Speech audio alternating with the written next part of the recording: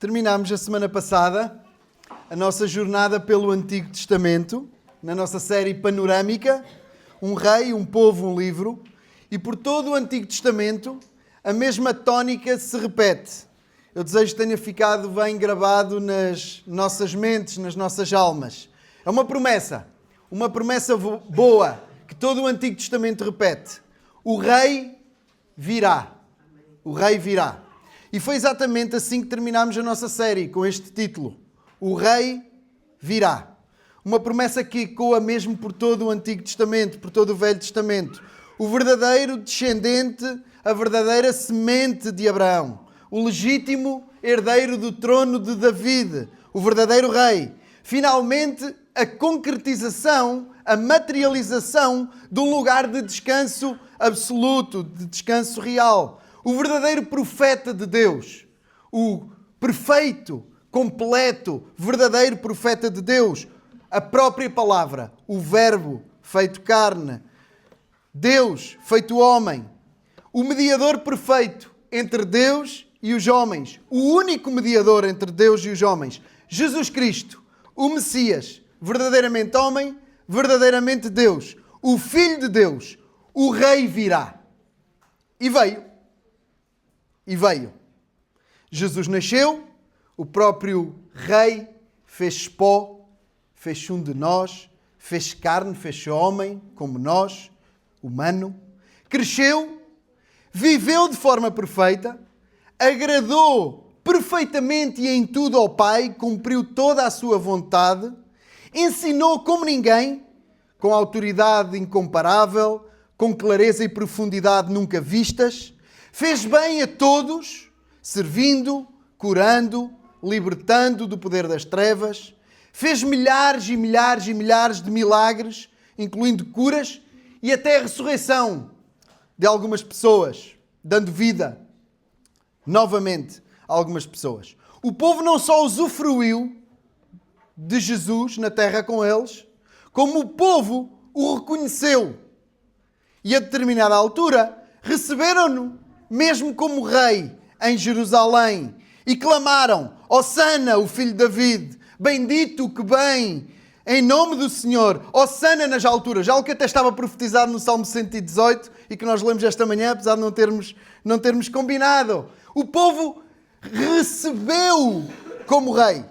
Mas passado uma semana, o cenário mudou radicalmente. E nós já lemos a grande parte do capítulo 27 com o David. Uma semana depois, o cenário mudou completamente. Jesus é traído, Jesus é preso, Jesus é julgado injustamente, Jesus é condenado à morte, e não uma morte qualquer, mas a morte mais humilhante e mais dolorosa de todas, destinada aos piores homens, destinado aos homens mais terríveis, a morte por crucificação. Jesus, o Rei, está morto. O rei que viria, veio e agora está morto. Será que perdeu? Será que o rei, do qual falava todo o Antigo Testamento, perdeu? O título do nosso sermão esta manhã afirma o contrário. O rei venceu.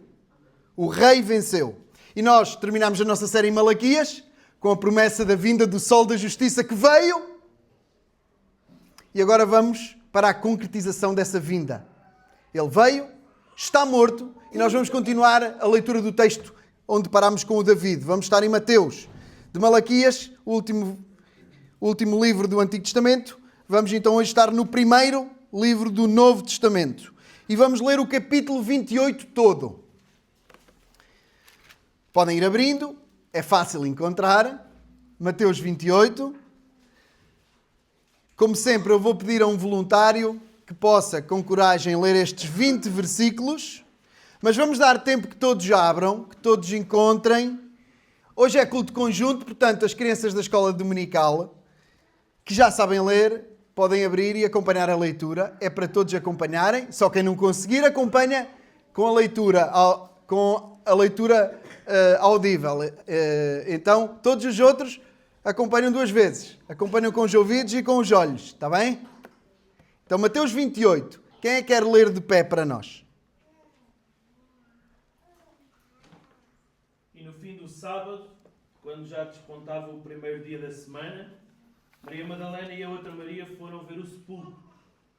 E eis que houvera um grande terremoto, porque um anjo do Senhor, descendo do céu, chegou, removendo a pedra e sentou-se sobre ela. E o seu aspecto era como um relâmpago, e o seu vestido branco como a neve. E os guardas, com medo dele, ficaram muito assombrados e como mortos. Mas o anjo, respondendo, disse às mulheres: não tenhais medo, porque eu sei que buscais a Jesus, que foi crucificado. Ele não está aqui, porque já ressuscitou, como havia dito. Vinde, vede o lugar onde o Senhor jazia. E depois, imediatamente, dizei aos seus discípulos que já ressuscitou dos mortos. E eis que ele vai adiante de vós para a Galileia, ali o vereis. Eis que eu vos tenho dito. E saindo elas apressadamente do sepulcro, com temor e grande alegria, correram a anunciá-lo aos discípulos. E indo elas, eis que Jesus lhes sai ao encontro, dizendo: eu vos saúdo. E elas, chegando, abraçaram os seus pés e o adoraram.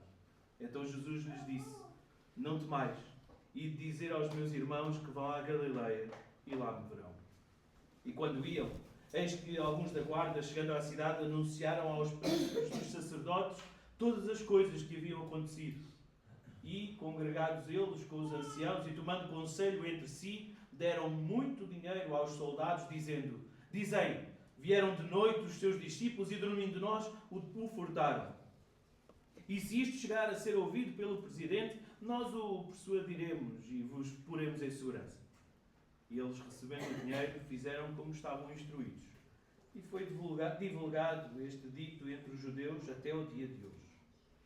E os 11 discípulos partiram para a Galileia, para o monte que Jesus lhes tinha designado.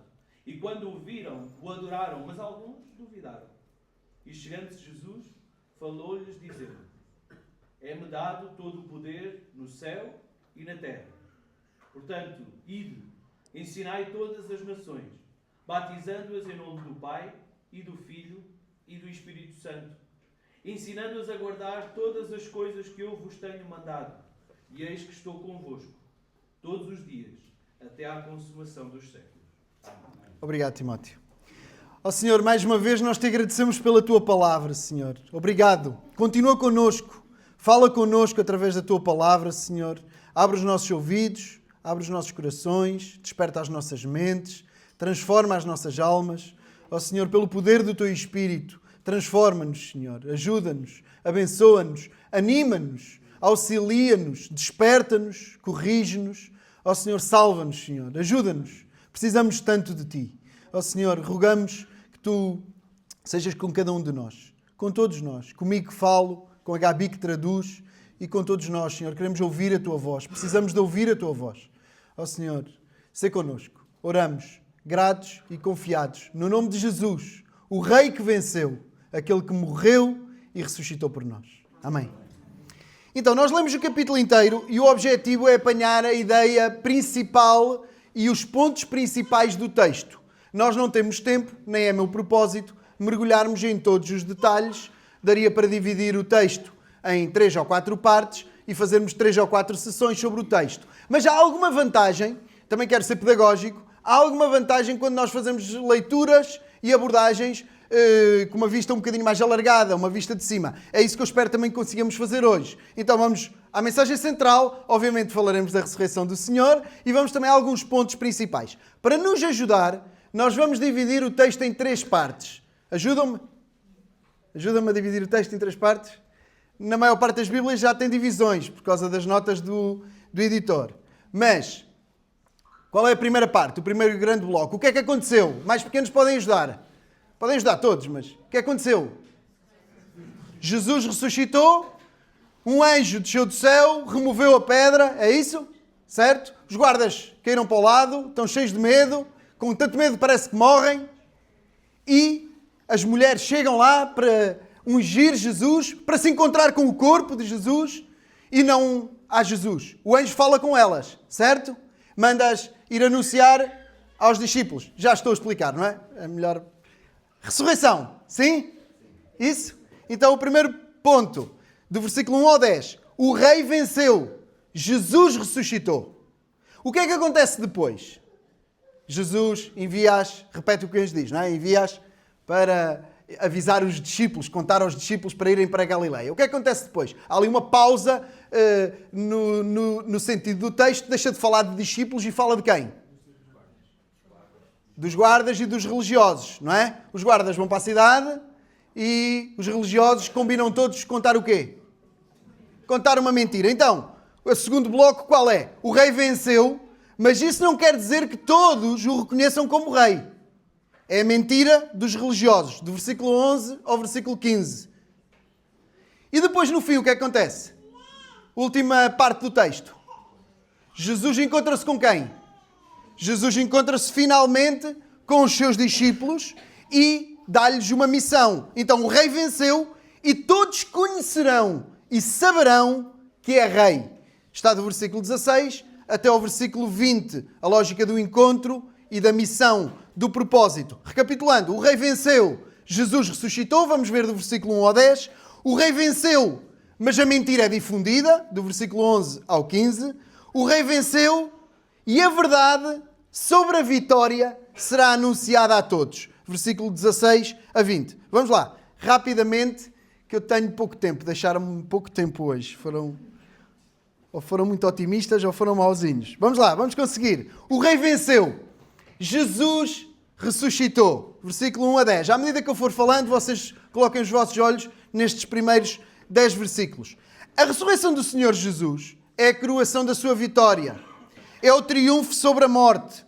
É a confirmação da sua vitória absoluta sobre todos os seus inimigos. Mas importa reforçar um ponto antes de nós avançarmos. Importa reforçar um ponto antes de nós avançarmos. A ressurreição é a coroação da sua vitória e é a sua vitória sobre a morte. Mas eu quero reforçar um ponto. O rei nunca perdeu. O rei nunca perdeu. Fixem isto que é importante. O rei nunca perdeu. Por vezes, nós somos levados a pensar o quê? Somos levados a pensar que na cruz Jesus morre e perde para que na ressurreição ele finalmente vença. Eu percebo a dicotomia que é criada para dar força à vitória da ressurreição, mas incorre num erro. A morte de Jesus não é uma derrota. Nós não precisamos dizer que a morte de Jesus é uma derrota para afirmar o esplendor da vitória da ressurreição. O rei nunca perdeu. Pelo contrário, o rei Jesus venceu sempre. Reparem, na crucificação, Jesus não perdeu a vida. Ele deu a vida. É uma coisa muito diferente. Ele deu a vida. Deu a vida. Aliás, o meu pai na oração até já citou um versículo que eu vou repetir. Por isso o Pai me ama, porque eu dou a minha vida. Eu tenho poder para a dar e para tornar a tomá-la. Ninguém me tira de mim, mas eu de mim mesmo a dou. Tenho poder para a dar e para tornar a tomá-la. Esse mandamento recebi do meu Pai. É Jesus em João 10 a falar com os seus discípulos e a dizer que Ele é que dá a vida. Ninguém lhe tira a vida. Paulo irá escrever aos Colossenses que na cruz Jesus expõe publicamente os seus inimigos, as potestades das trevas, e triunfa publicamente sobre elas. Na cruz, Jesus triunfa sobre os seus inimigos. Jesus nunca perdeu. Jesus na cruz não perde. Ninguém o vence. Ninguém o rouba. Jesus dá. Jesus vence e vence por nós e para nós também. Na cruz há uma vitória. Reparem, o rei venceu sempre. O rei venceu quando se fez homem, quando encarnou. O rei venceu quando viveu uma vida perfeita. Foi poderosa e malignamente tentado pelo diabo. Mas Jesus não caiu. Jesus viveu de forma perfeita. Na sua boca nunca se achou engano. Ele cumpriu toda a lei de Deus. E ele também triunfou, nesse sentido, por nós, cumprindo o que eu e tu não conseguimos cumprir. O que é que o Pai disse acerca de Jesus, seu Filho? Este é o meu Filho amado, em quem me comprazo, ou em quem tenho todo o meu prazer, ou toda a minha alegria. Este é o meu Filho amado, em quem me alegro, em quem me comprazo, em quem tenho prazer, em quem tenho alegria. Jesus venceu quando ocupou o teu lugar e o meu lugar na cruz. Ele venceu o pecado. Ele pagou o preço do nosso pecado. Assumiu a nossa condenação. Ganhou para nós salvação, ganhou para nós vida. Venceu, e quando venceu, o que é que exclamou? Está consumado. Está terminado. Está feito com perfeição. Então, Jesus venceu quando ressuscitou. Claro que sim. Venceu a morte. Derrotou a morte, que não o pode deter mais. E confirmou, através da ressurreição, todas as demais vitórias. A ressurreição é a vitória sobre a morte e é a confirmação de todas as vitórias. É a confirmação de que Jesus venceu quando morreu. Quando se colocou como sacrifício por ti e por mim, a garantia que temos de que o Pai aceitou esse sacrifício e de que Ele venceu morrendo é porque Ele ressuscitou. A ressurreição é a vitória sobre a morte e a confirmação de todas as outras vitórias. De que Ele não tinha culpa e tinha vivido uma vida perfeita, sem pecado. Por isso, foi ressurreto. Então, Jesus venceu. Venceu sempre. Olhem agora para os versículos, vamos para o texto. Jesus ressuscitou. Houve um grande terremoto, um anjo desce, remove a pedra, senta-se em cima da pedra, parece coisa de filme, não é? Remove a pedra e o anjo senta-se em cima da pedra. A nossa cabeça não sei a vocês, mas a mim eu tento imaginar um anjo sentado em cima de uma pedra gigante. Acho que não são só as crianças e os adolescentes que imaginam estas coisas. É bom que nós a ler, imaginemos, para conseguirmos colocar no texto. Mas, bem, voltando ao texto. Os guardas caem para o lado, foram ali colocados, já lemos no capítulo 27, justamente, para proteger o sepulcro. Estavam ali com turnos permanentes. Caíram para o lado, ficaram cheios de medo, como que de mortos, estão assombrados, é a expressão que o texto usa. E as mulheres, que no caminho, nós sabemos isso por outros textos, e as mulheres que no caminho iam-se perguntando: quem é que nos vai ajudar a tirar de lá aquela pedra? Vamos ter que pedir ajuda a alguns homens. Quem é que nos vai ajudar? Não vamos ser nós. Quem é que nos vai ajudar? As mulheres, quando chegam lá, não precisam de pedir ajuda a ninguém. Já não precisam pedir ajuda a ninguém, porque já não há pedra a impedir a entrada. Mas também já não está lá Jesus. Ressuscitou. O anjo o que é que diz? Versículo 5. Não tenham medo. Não tenham medo.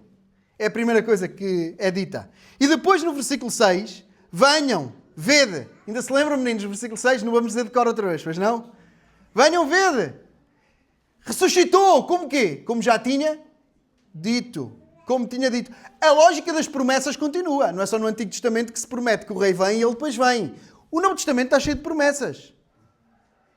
Jesus diz em todo o seu ministério que vai morrer. É incompreensível. Mas diz também que vai ressuscitar. Também é incompreensível.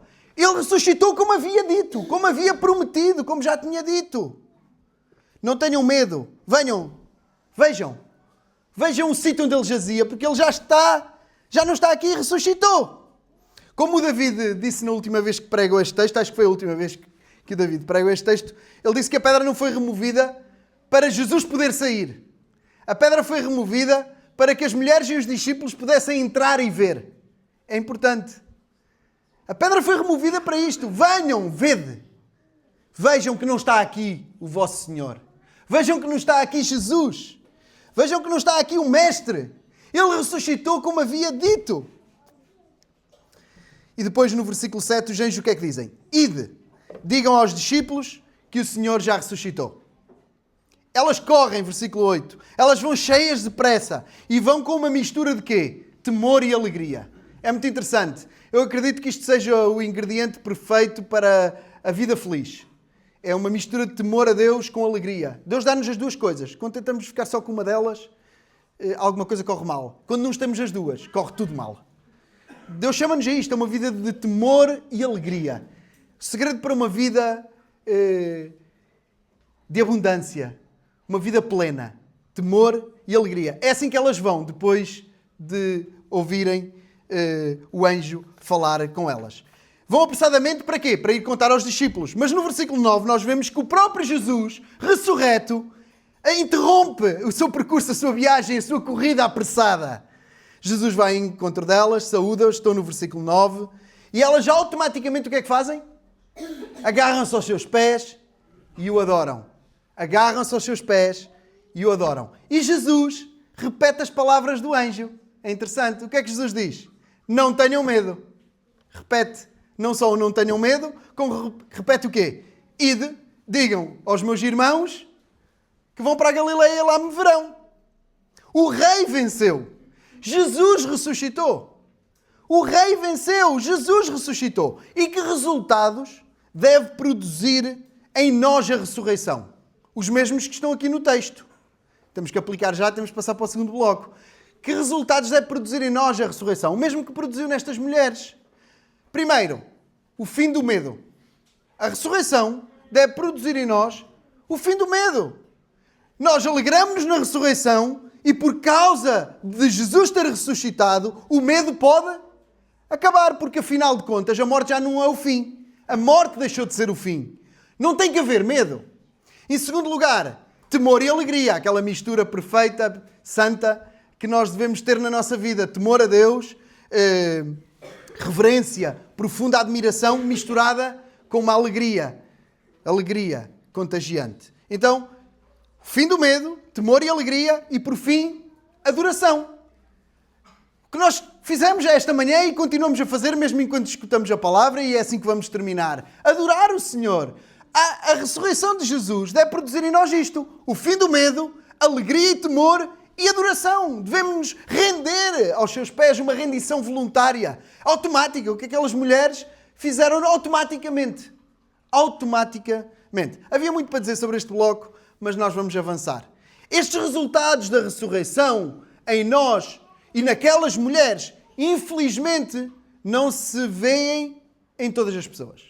Concordam comigo? É assim o nosso texto. Por isso tem aquele parênteses em que o encontro com os discípulos fica em suspenso. As mulheres estão a correr, não é? As mulheres estão a correr e é-nos trazida a cena para o centro da cidade, para o centro de Jerusalém. O rei venceu, mas isso não quer dizer que todos o reconheçam como rei. A mentira é propagada. A mentira é combinada, é concertada e vai ser difundida. Olhem agora para os versículos 11 a 15. O rei venceu, mas a mentira é difundida. Enquanto as mulheres elas correm apressadamente para se encontrar com o rei que venceu, outros combinam algo completamente diferente. Alguns dos guardas chegam à cidade, contam aos religiosos o que aconteceu, e contar o que aconteceu, o que é? Houve um terremoto, não sabemos bem como a pedra saiu de lá, vimos um anjo sentado em cima da pedra, ouvimos o anjo a falar com mulheres a dizer para elas não terem medo, a dizer que ele tinha ressuscitado, a convidá-las a entrar no túmulo, e eu quase que aposto, não está no texto, que os guardas entraram. Uma coisa é os discípulos depois têm temor a entrar ou não, Pedro e João, aquele impasse ali. Outra coisa é os guardas estavam ali para guardar aquele sepulcro. Não acham que eles entraram? Claro que entraram, era a vida deles que estava em risco, podia-lhes rodar a cabeça em pouco tempo, porque não guardaram o que deviam ter guardado. Então eles chegaram e contaram, olha, aconteceu isto e isto. Olha, há um túmulo vazio. E agora? Reunidos os principais religiosos da cidade, com os principais do povo, com os anciãos, acordaram pagar muito dinheiro aos soldados e contar uma grande mentira. A mentira está no versículo 13. Os seus discípulos vieram de noite, aproveitaram que nós estávamos a dormir e roubaram o corpo. Basicamente é esta a mentira. Está no versículo 13. Pagaram, garantiram a segurança, mesmo diante do governador, dos poderes principais, e acordaram todos em difundir uma mentira. Uma história cheia de contradições, cheia de impossibilidades, com o único objetivo de quê? Não reconhecer Jesus como Senhor, como Messias, como enviado de Deus. Não reconhecer Jesus como Rei. Era o único propósito desta história. Não reconhecer que Jesus era verdadeiramente o enviado de Deus, o Messias, o Filho de Deus. Hoje não é diferente, infelizmente. As mentiras e as histórias paralelas acumulam-se com o mesmo propósito e objetivo. Não reconhecer Jesus como Senhor e Rei. Das histórias mais subtis às mais elaboradas, das mais mal intencionadas às que vêm de ignorância, as histórias paralelas acerca de Jesus, elas ainda hoje se multiplicam com o mesmo propósito: não reconhecer a verdade expressa nas Escrituras, revelada pelo próprio Deus, não reconhecer a verdade de que Jesus é o Senhor, Jesus é o Rei que venceu. Mas, se a mentira é difundida, a verdade é que a verdade não deixará de ser proclamada. A verdade não deixará de ser proclamada. E nós chegamos ao nosso último bloco. Vamos chegar aos últimos versículos, do 16 até ao final. Eu calculo que esteja a falar muito rápido, mas acho que vocês estão a conseguir acompanhar, sim? Conseguem? Ok. Vamos lá, estamos juntos a lutar contra o tempo, não sou eu. Vamos lá. Então, o rei venceu. O rei venceu. Ressuscitou. O rei venceu. Nem todos o reconhecem como rei. Mas o rei venceu mesmo. E todos conhecerão e todos saberão que ele é rei. Veremos o encontro de Jesus com os discípulos e o seu propósito agora em diante, para o futuro. A sua missão. O rei venceu. E a verdade sobre a vitória deve ser anunciada a todos. O rei venceu e a verdade sobre a vitória do rei deve ser anunciada a todos. O versículo 16 o que é que nos diz? Diz que os discípulos foram para a Galileia. Obedeceram. Foram para a Galileia. E no versículo 17 diz-nos, quando viram Jesus, o que é que fizeram? Tiveram exatamente a mesma atitude de quem? Daquelas mulheres. O que é que fizeram? Adoraram. Adoraram. Mas é só assim que está nas vossas Bíblias? Não diz mais nada? Alguns duvidaram. Eles adoraram Jesus, mas alguns duvidaram. E é interessante como o texto não esconde isto. Não esconde que alguns duvidaram. Jesus, se recordam de outros textos paralelos, Jesus o que é que faz? Jesus pede para lhe tocarem. Não sou nenhum fantasma. Sou mesmo eu, ressurreto. Jesus come novamente com eles, provando que é mesmo ele. E que tem mesmo corpo. E que pode comer. Então, Jesus até argumenta com eles. Os fantasmas não têm carne e osso. Toca aqui. Jesus lida com as dúvidas deles. A palavra e Deus lidam connosco com as nossas dúvidas. Para que as dúvidas se esmoreçam e deem lugar à fé. Mas não é por um passo de mágica que todas as dúvidas desaparecem. Aliás, há dúvidas que teimam em perseguir-nos e de vez em quando em voltar. Como é que nós lidamos com elas?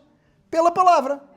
Deus lida com as nossas dúvidas. Portanto, isto é algo que está aqui no texto. O texto não esconde. E nós, pelos outros textos, percebemos que Jesus argumentou e deu prova e pediu que eles provassem, que eles deixassem a dúvida e passassem a dar lugar à fé. Jesus vindica a sua vitória, o seu domínio, o seu poder. Está no versículo 18. O que é que Jesus diz? É-me dado todo o poder, no céu e na terra.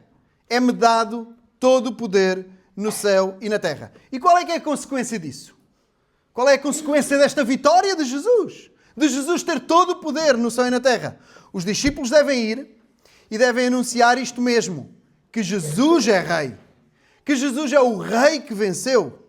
Devem transmitir e devem ensinar tudo o que receberam do Mestre.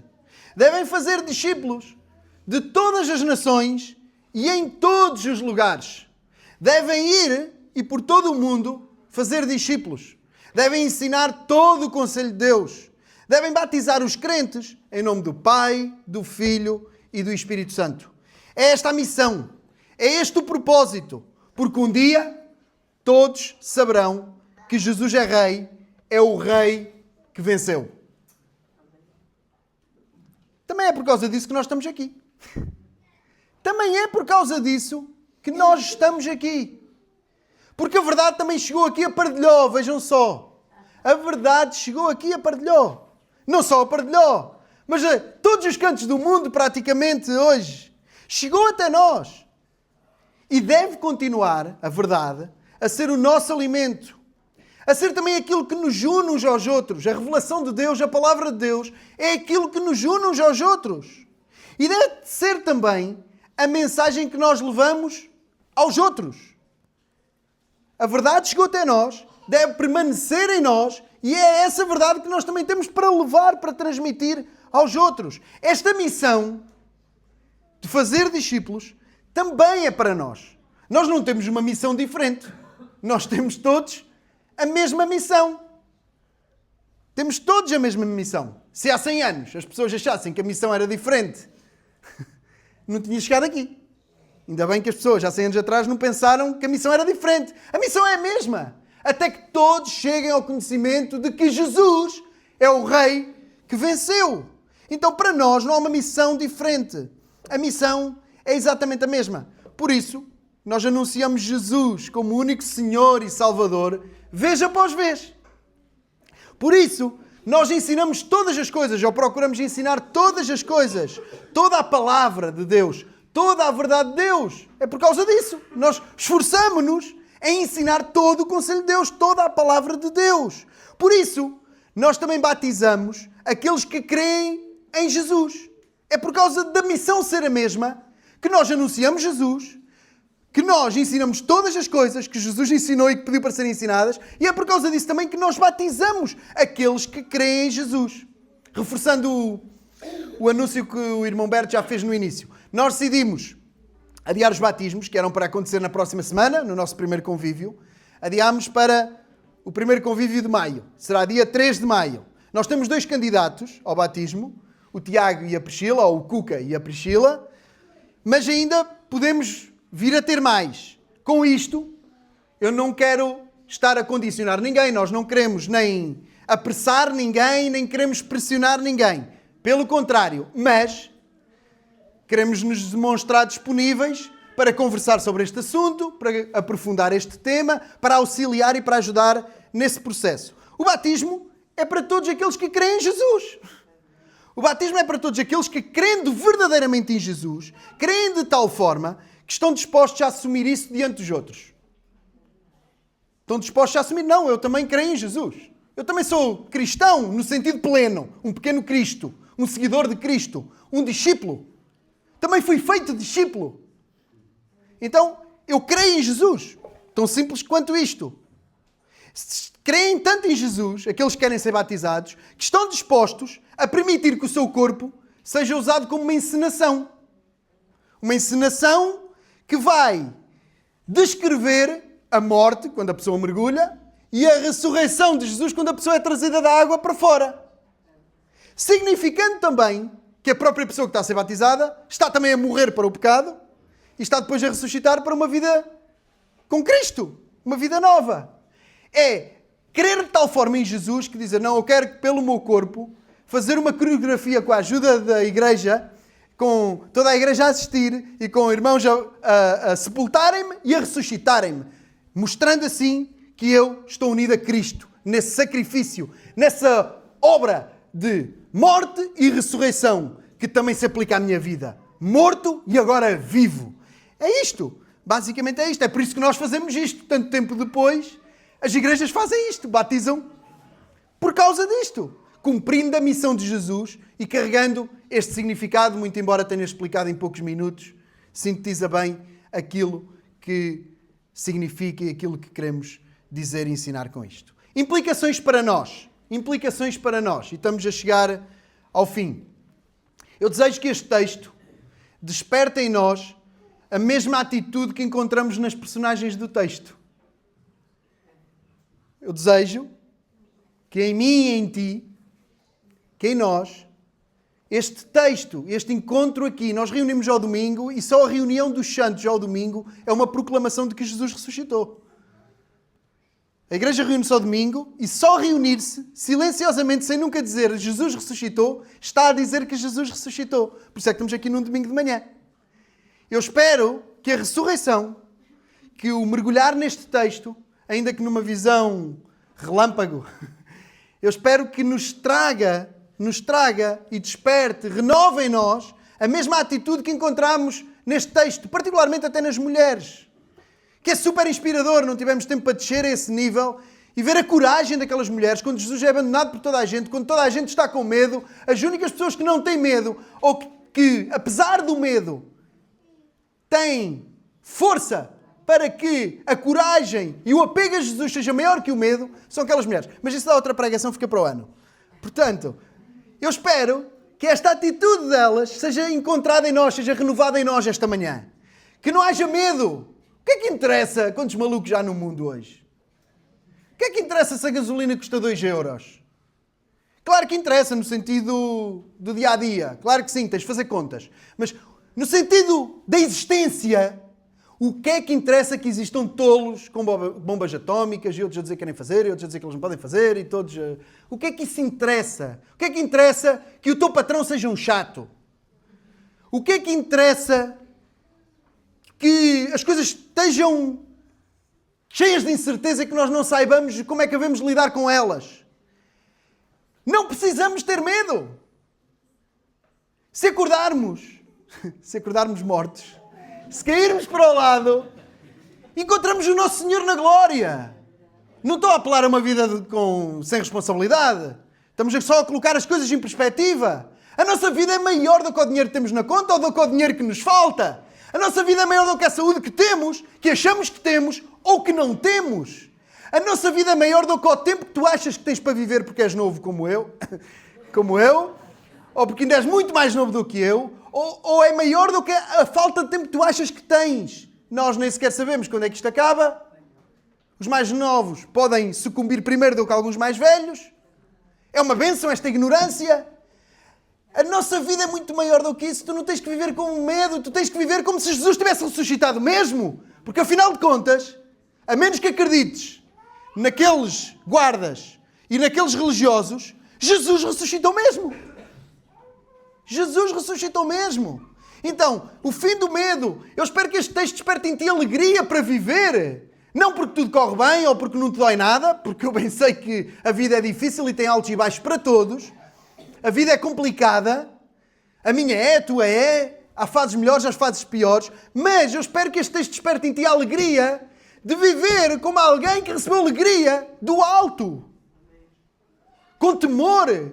Porque admiramos a coisa certa. Se admirar Jesus, se reverenciar Jesus, se temer, se tiveres temor a Jesus, se Ele para ti for belo, isso produz alegria. Se as outras coisas belas que Ele criou por ser belo ocuparem o lugar dele,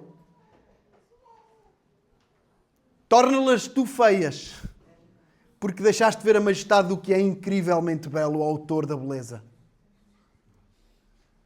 Tem que mudar a nossa vida o facto de que Jesus é nosso Senhor e ressuscitou.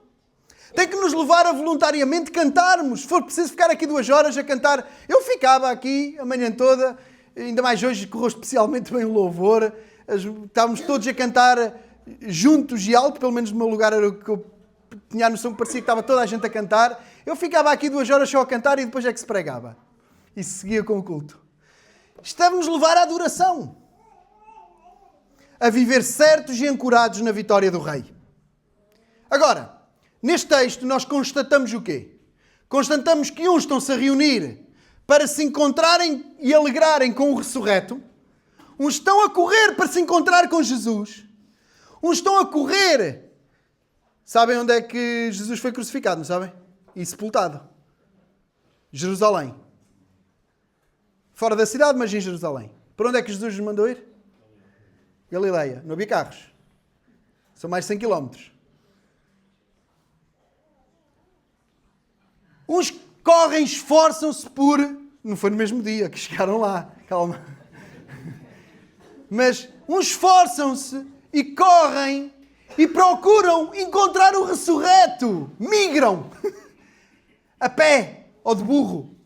Para ir encontrar o ressurreto, para se alegrar no Cristo ressurreto. Para se encontrar com Ele e uns com os outros. Ao passo que outros se reúnem para articular desculpas e mentiras sobre Jesus. Este texto visto de cima mostra-nos claramente 2 movimentos completamente diferentes. Uns se apressam a encontrar e a combinar desculpas e a pagar dinheiro. E outros se apressam a contar que Jesus ressuscitou e a encontrarem-se para se alegrarem na ressurreição. Então, nós temos que concordar que hoje não é diferente. O mundo divide-se em 2 grupos gigantes. Entre aqueles que creem em Jesus, que creem que Jesus ressuscitou, e aqueles que não creem em Jesus e não creem que Ele ressuscitou. Aqueles que se dedicam a fortalecer a fé em Jesus, o Cristo ressurreto, e aqueles que ignoram esse facto. Ou que inventam desculpas para não crerem nesse facto. Ou que, no limite até, no pior dos casos, procuram distorcer os factos acerca de Jesus. Em que grupo é que tu estás? É a pergunta que o texto traz a todos. Em que grupo é que tu estás? A tua vida é uma corrida para ver Jesus, para ver mais Jesus? Ou a tua vida é uma corrida para fugir de Jesus? Para te esconderes de Jesus? Para fingires que não existe Jesus? A tua vida é uma corrida para que sítio? Para perto ou para longe? Para a verdade ou para a mentira?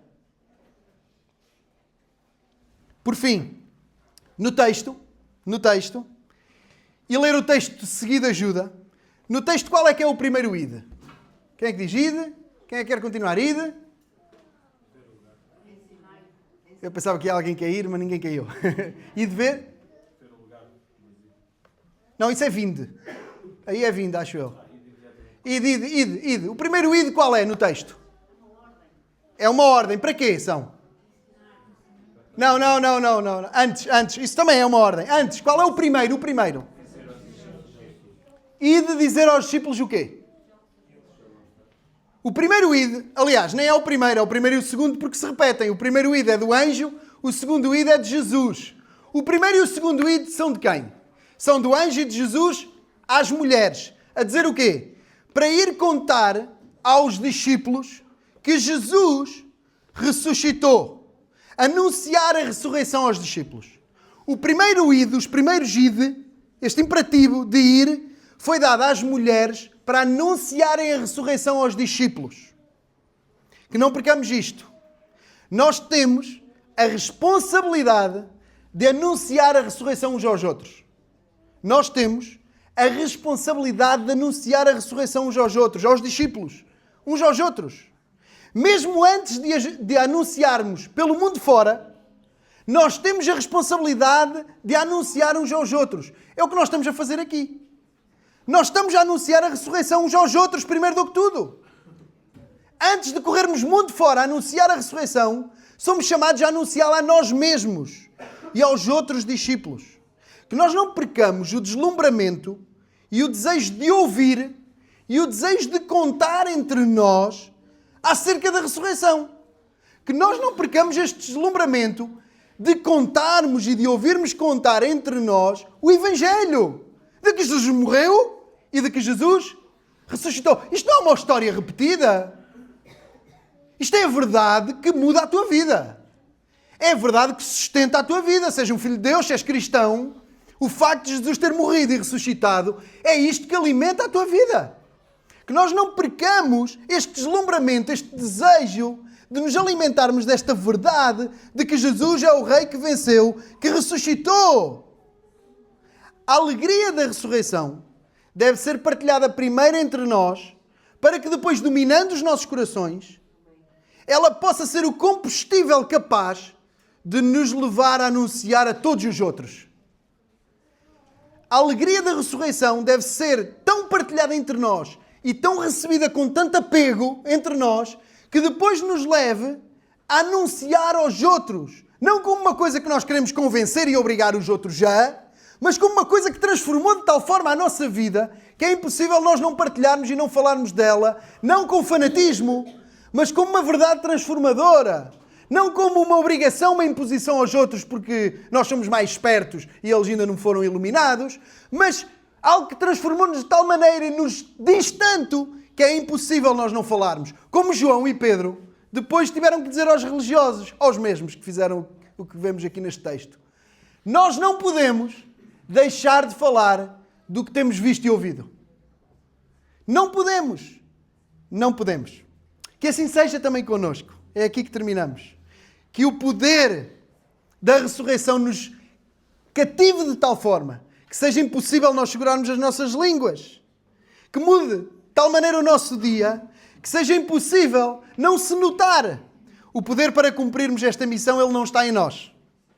Mas o Senhor prometeu estar connosco sempre. Eis que estou convosco todos os dias, até à consumação dos séculos. Amém.